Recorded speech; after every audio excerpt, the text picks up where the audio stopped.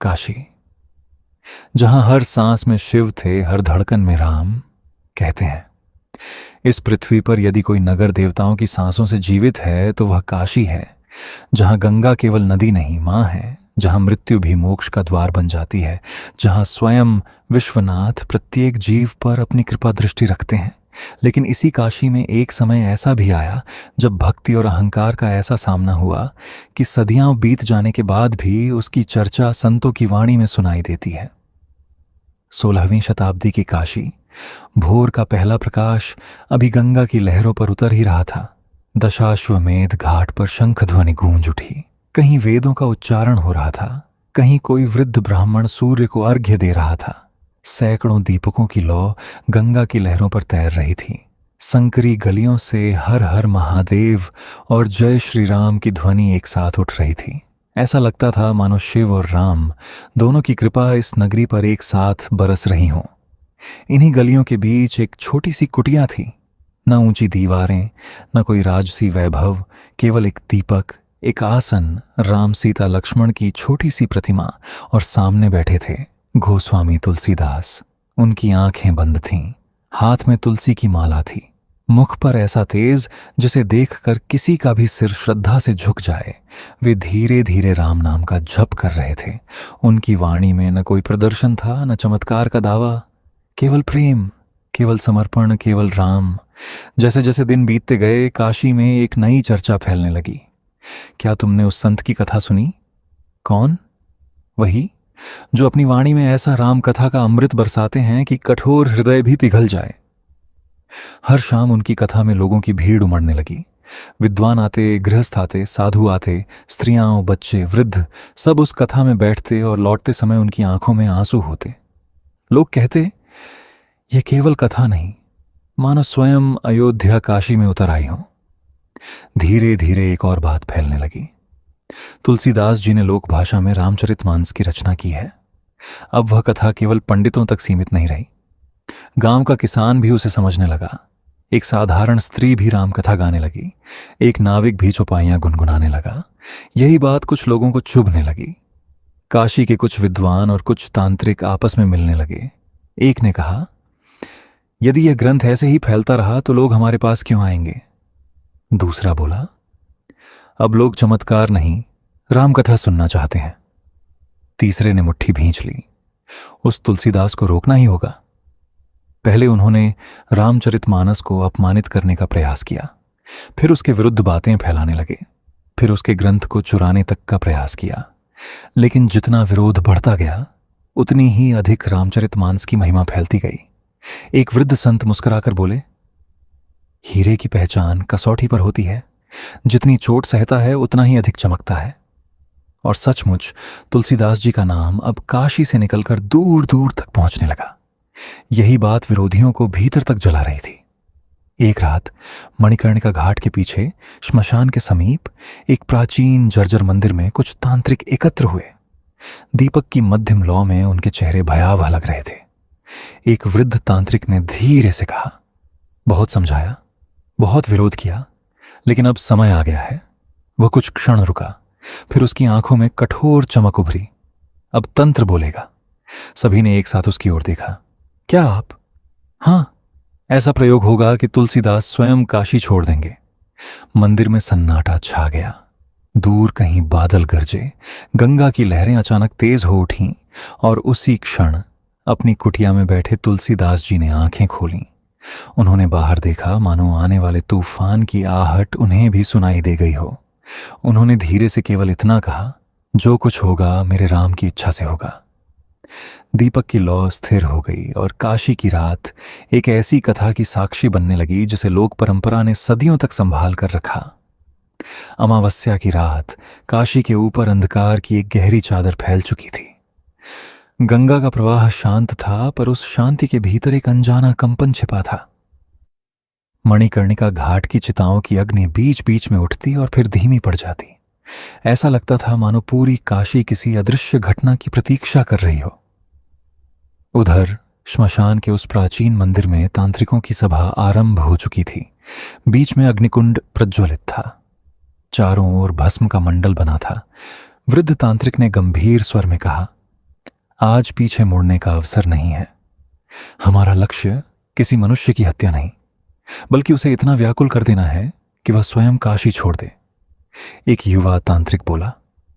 लेकिन वह साधारण मनुष्य नहीं है गुरुदेव, वृद्ध ने उत्तर दिया। जानता हूं, इसलिए आज वर्षों की संचित साधना का प्रयोग होगा। फिर सबने एक साथ आंखें बंद कर लीं। मंत्रों का उच्चारण शुरू हुआ। हवा का वेग बढ़ने लगा। दीपकों की लौ कांपने लगी। गंगा के ऊपर उड़ते पक्षी एकाएक दिशाहीन होकर चिल्लाने लगे। उधर तुलसीदास जी अपनी छोटी सी कुटिया में बैठे राम नाम का जप कर रहे थे। कुछ शिष्य पास बैठे थे। अचानक तुलसीदास जी का दाहिना हाथ कांप उठा। उन्होंने माला रोक दी। शिष्य घबरा गया। गुरुदेव, क्या हुआ? तुलसीदास जी ने मुस्कुराने का प्रयास किया। कुछ नहीं बेटा। लेकिन अगले ही क्षण उनके चेहरे पर असहनीय पीड़ा की रेखाएं उभर आईं। ऐसा लगा जैसे पूरे शरीर में अग्नि दौड़ गई हो। हाथ, भुजाएं, पेट, पीठ, संधियाओं, हर अंग में असह्य वेदना फैलने लगी। वे धीरे धीरे आसन से टिक गए। शिष्य दौड़कर उनके पास पहुंचे। गुरुदेव! एक ने वैद्य को बुलाने के लिए दौड़ लगाई। दूसरा उनके चरण दबाने लगा, लेकिन पीड़ा बढ़ती ही जा रही थी। उसी समय श्मशान के मंदिर में बैठे तांत्रिकों के चेहरों पर संतोष की हल्की मुस्कान दिखाई दी। एक बोला, दूसरा बोला, अब कुछ ही दिनों में वह काशी छोड़ देगा। वृद्ध तांत्रिक ने आंखें बंद ही रखीं, लेकिन उसके चेहरे पर विजय का भाव था। उसे नहीं मालूम था कि वह केवल एक संत की परीक्षा नहीं ले रहा था, वह राम भक्ति की अग्नि को परखने का प्रयास कर रहा था। कई दिन बीत गए। पीड़ा कम होने के बजाय और बढ़ती गई। तुलसीदास जी कभी अपने हाथ को पकड़ लेते, कभी पेट पर हाथ रख लेते, कभी आंखें बंद कर गहरी सांस लेते। शिष्य रो पड़ते। गुरुदेव, प्रभु से कहिए कि आपकी पीड़ा दूर करें। तुलसीदास जी ने धीमे स्वर में कहा, मैं उनसे अपनी इच्छा नहीं कहता, पर आज यह शरीर सचमुच बहुत कष्ट में है। उनकी आंखों में आंसू आ गए। उन्होंने हनुमान जी की मूर्ति की ओर देखा। उनका स्वर भर्रा गया। हे पवन सुत, क्या मेरे अपराध इतने बड़े हैं? लोक परंपरा कहती है कि इन्हीं दिनों की गहन शारीरिक वेदना में तुलसीदास जी के हृदय से करुण प्रार्थनाएं फूटीं, जिन्हें आगे चलकर हनुमान बाहुक से जोड़ा गया।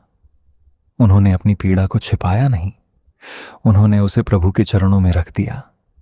कहा जाता है कि उन्होंने अपने दर्द को शब्दों में उड़ेलते हुए पुकारा, प्रभु, यह शरीर तो पीड़ा से टूट चुका है, हर अंग जल रहा है। अब आपकी शरण के अतिरिक्त मेरा कोई सहारा नहीं। फिर लोक श्रुति में प्रचलित भाव के अनुसार वे मानो हनुमान जी से बाल सुलभ शिकायत करते हैं। महाराज, ये कैसा टोटका टोना आपके रहते हो रहा है? यदि मैं आपका सेवक हूं तो अब अपनी कृपा कीजिए, अपनी विशाल पूंछ फेरकर इस वेदना को दूर कर दीजिए। यह शिकायत नहीं थी, ये एक बच्चे की अपने पिता से की गई पुकार थी। कुटिया में बैठे सभी शिष्य रो रहे थे, लेकिन तुलसीदास जी के मुख पर एक बात फिर भी नहीं बदली, राम नाम। पीड़ा के बीच भी उनके होठों पर वही नाम था, श्री राम, श्री राम, श्री राम। उधर तांत्रिकों को लगने लगा कि अब उनकी विजय निश्चित है। उन्होंने समाचार भिजवाया, इतनी प्रबल साधना के बाद यदि कोई जीवित है तो वह केवल तुलसीदास है। कोई दूसरा होता तो कब का मर गया होता। लेकिन उन्हें यह नहीं पता था कि जहां मनुष्य की शक्ति समाप्त होती है, वहीं से भगवान की कृपा का आरंभ होता है। और उसी समय काशी के विश्वनाथ मंदिर में एक ऐसी दिव्य लीला प्रारंभ होने वाली थी जो तांत्रिकों के अहंकार को सदा के लिए तोड़ देगी। कई सप्ताह बीत चुके थे।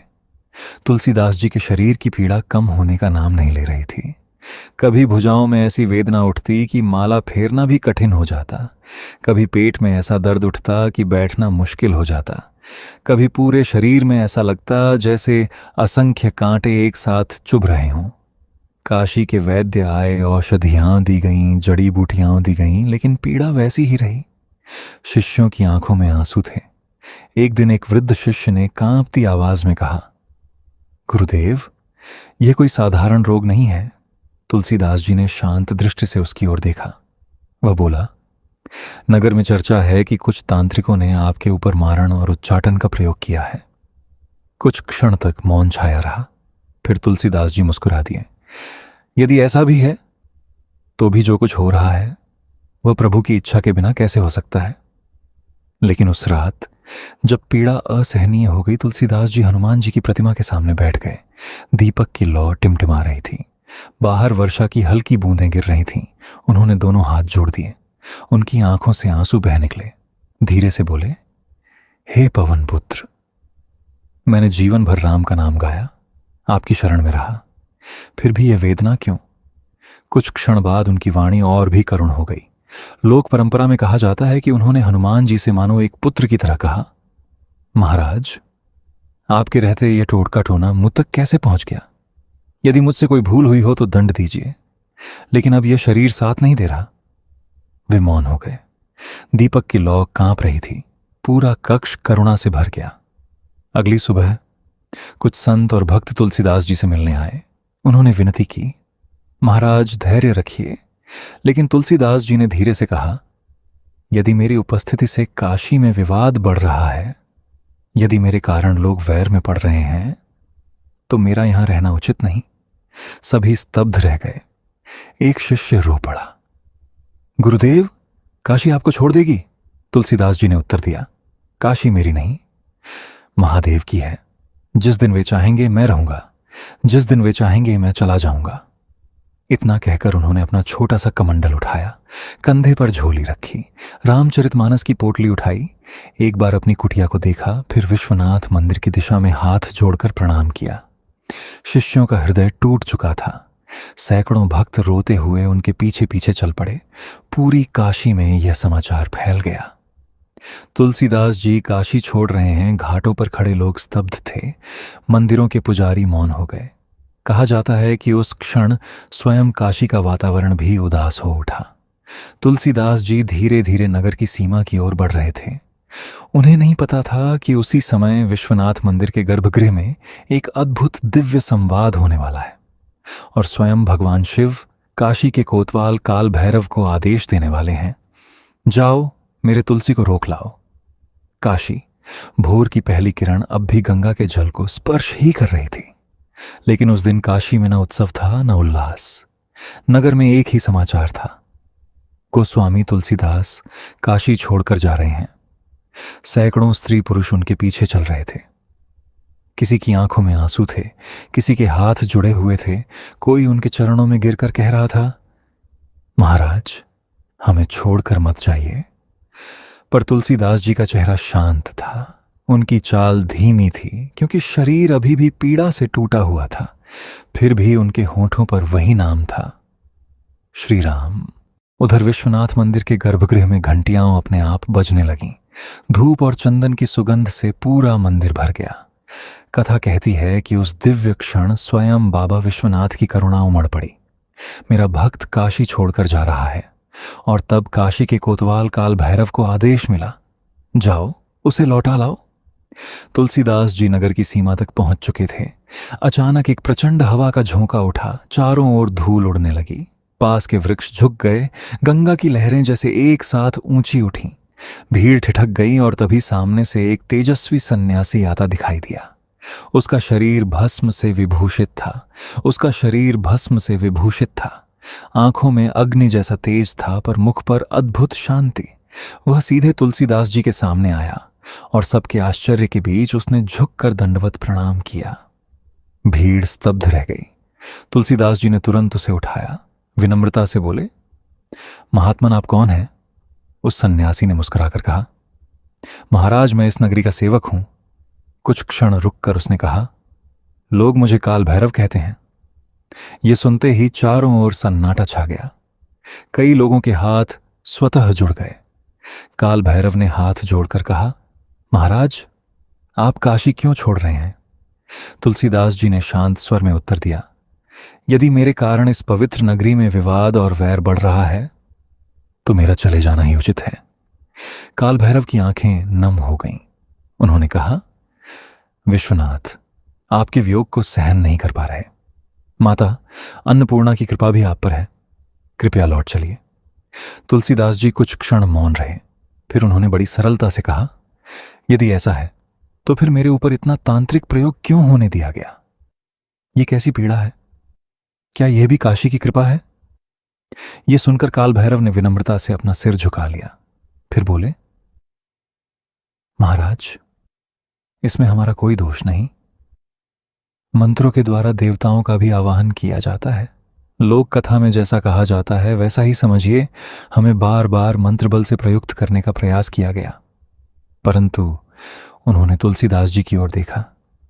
आपका एक बाल भी बांका नहीं हो सका, क्योंकि आपकी रक्षा में स्वयं पवन पुत्र हनुमान वज्र के समान अटल खड़े थे। यह सुनते ही तुलसीदास जी की आंखें भर आईं। उन्होंने मन ही मन हनुमान जी को प्रणाम किया। फिर काल भैरव का स्वर गंभीर हो गया। महाराज, यदि आप आदेश दें तो आज ही आपके विरुद्ध षड्यंत्र रचने वाले एक भी व्यक्ति को जीवित नहीं छोड़ूं। जिन्होंने आपको यह कष्ट दिया उन्हें अभी दंड मिल जाएगा। भीड़ ने सांस रोक ली। सबकी दृष्टि तुलसीदास जी पर टिक गई। क्या वे अपने विरोधियों को दंड दिलाएंगे? तुलसीदास जी ने धीरे धीरे आंखें बंद कर लीं। उनके होठों पर मुस्कान आ गई और फिर उन्होंने जो कहा वही इस पूरी कथा का सबसे ऊंचा आध्यात्मिक संदेश बन गया। उन्होंने धीरे से कहा, भैरवनाथ, जिन्हें आप मेरे विरोधी कह रहे हैं, उनके हृदय में भी तो मेरे राम ही विराजमान हैं। वे अज्ञानवश विरोध कर रहे हैं, पर इस संसार में मेरा किसी से वैर नहीं। यदि दंड देना ही है तो उनके अहंकार को दीजिए, उनके प्राणों को नहीं। काल भैरव निःशब्द रह गए। उन्होंने मन ही मन सोचा, यही कारण है कि यह संत तुलसीदास कहलाता है। काल भैरव मौन खड़े थे। उन्होंने अनेक तपस्वी देखे थे, अनेक योगी देखे थे, अनेक सिद्ध देखे, पर ऐसा संत जिसे अपने ऊपर हुए अत्याचार का भी रंच मात्र क्रोध न हो, जिसके हृदय में विरोधियों के लिए भी करुणा हो, ऐसा विरला ही होता है। कुछ क्षण बाद काल भैरव ने दोनों हाथ जोड़कर कहा, महाराज, आज समझ में आया कि आपको गोस्वामी क्यों कहते हैं। जिसने अपने मन पर विजय पाली हो उसी का नाम गोस्वामी है। तुलसीदास जी ने विनम्रता से उत्तर दिया, भैरवनाथ, मैंने अपने मन को नहीं जीता, मेरे राम ने मेरे मन को जीत लिया है। जिस दिन मनुष्य अपने भीतर भगवान को देख लेता है उसी दिन संसार में उसका कोई शत्रु नहीं रहता। इतना कहकर उन्होंने काल भैरव के चरणों की ओर झुकने का प्रयास किया। काल भैरव घबरा गए। वे तुरंत पीछे हटे। महाराज, ऐसा अपराध मत कीजिए, मैं तो काशी का सेवक हूं, आप राम के दास हैं। उसी क्षण मंदिरों की घंटियां एक साथ गूंज उठीं। गंगा के ऊपर से एक शीतल हवा चली। आकाश में घिरे बादल धीरे धीरे हटने लगे। सूर्य की पहली किरण निकली और सीधी तुलसीदास जी के मुखमंडल पर आकर ठहर गई। सभी भक्तों की आंखें श्रद्धा से भर उठीं। किसी ने ऊंचे स्वर में पुकारा, बोलो सिया रामचंद्र की जय। क्षण भर में पूरा वातावरण गूंज उठा। जय जय जय। उधर जिन तांत्रिकों ने ईर्ष्या में आकर यह सब किया था, उनके मन में भी तूफान उठ चुका था। जब उन्हें झांत हुआ कि तुलसीदास जी ने उनके लिए दंड नहीं बल्कि क्षमा मांगी, तो उनका अहंकार चूर चूर हो गया। वे कांपते हुए तुलसीदास जी की कुटिया पर पहुंचे। वृद्ध तांत्रिक सबसे आगे था। उसने आते ही अपने मस्तक को तुलसीदास जी के चरणों में रख दिया। आंखों से आंसू बह रहे थे। महाराज, हम हार गए, लेकिन आपसे नहीं, आपकी भक्ति से। तुलसीदास जी ने उसे उठाया, उसके कंधे पर हाथ रखा और मुस्कुराकर बोले, नहीं भाई, आज कोई नहीं हारा। यदि किसी के भीतर अहंकार मर जाए तो वही उसकी सबसे बड़ी जीत है। उस दिन कहा जाता है कि कई तांत्रिकों ने अपने जीवन की दिशा बदल दी। उन्होंने भय दिखाने का मार्ग छोड़ दिया और भक्ति, सेवा तथा साधना का मार्ग अपनाया। उस घटना के बाद तुलसीदास जी पहले की तरह ही काशी में रहने लगे। उनके शरीर की पीड़ा धीरे धीरे कम हुई। वे फिर राम कथा सुनाने लगे। फिर से मानस की चौपाइयां घाटों पर गूंजने लगीं। फिर वही भीड़, वही भक्ति, वही प्रेम। आज भी यदि आप काशी की गलियों में जाएं, विश्वनाथ के दर्शन करें, काल भैरव के मंदिर में प्रणाम करें और फिर गंगा किनारे बैठकर श्रद्धा से श्री राम का नाम लें। यह कथा संत परंपरा और लोक श्रुतियों में प्रचलित प्रसंगों से प्रेरित है। ऐसी ही दुर्लभ पौराणिक कथाओं के लिए हमारे चैनल को सब्सक्राइब करें और घंटी का बटन दबाना न भूलें। राधे राधे।